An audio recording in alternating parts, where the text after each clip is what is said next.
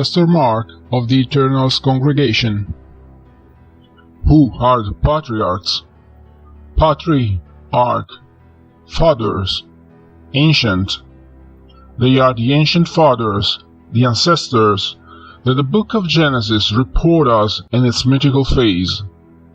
We have seen in a previous episode how Genesis tried to lead the origin of every race to a common ancestor.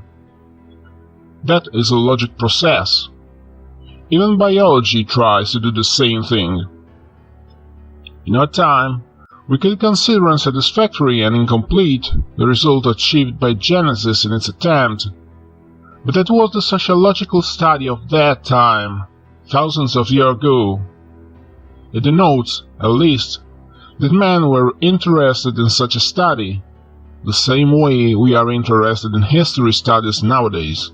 The text of the book of Genesis was written in various editions, partly different one the other.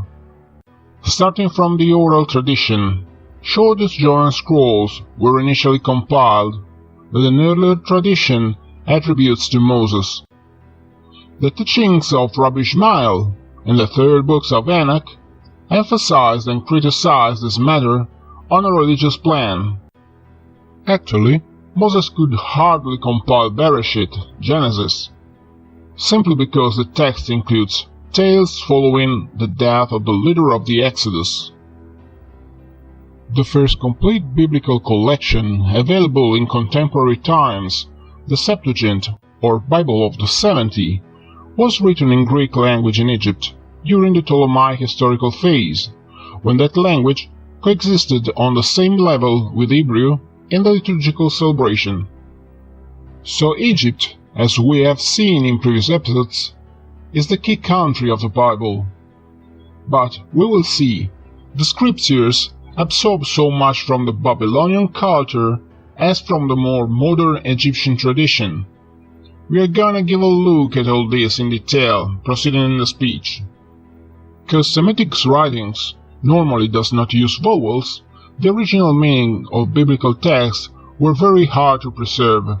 So, after the Hebrew phase, the later scholars wrote down in more modern Aramaic language several vocalized versions with additional text and notes in order to clarify the message of the scriptures, the so-called Targum Bible, or Targumim, a set of well-expressed and explained writings. The Targum is the cultured Bible studied by the prophet Jesus during his period of self-taught. Jesus didn't study it during his education at the temple, obviously, with which he had no good relations, as, well, it is evident by the circumstances of his death, or at least the alleged one. The Samaritan Hebrews moved to Palestine by disposition of the Assyrian king Sargon II during the 7th century before Christ, so to replace the approximately 25,000 insurgents deported to Babylon to be kept under control by the imperial power. So, the Samaritans produced a new amended version in Hebrew Phoenician language, mostly agreeing with the Septuagint text. This is the version fixed around the 4th or 3rd century before the Common Era, as the Samaritan Bible. We say Bible, but it's the same that call it Pentateuch or Torah, that is a collection of several writings, and that text was different from the traditional one used by the Hebrews. The vowels were also included in the Samaritan version, so to fix the interpretation on the original meaning. So, it shall be presumed that the original meaning was still known by scholars, and that the alternative meaning was just the speculation of ignorant preachers. The biblical text in Hebrew, so downgrading from the Aramaic of the Targum version, are then established between the 7th and the 11th century of the current era with the Masoretic version. The most reliable biblical version in Europe is the King James Bible, which interprets the Masoretic with the support of the Septuagint in Greek.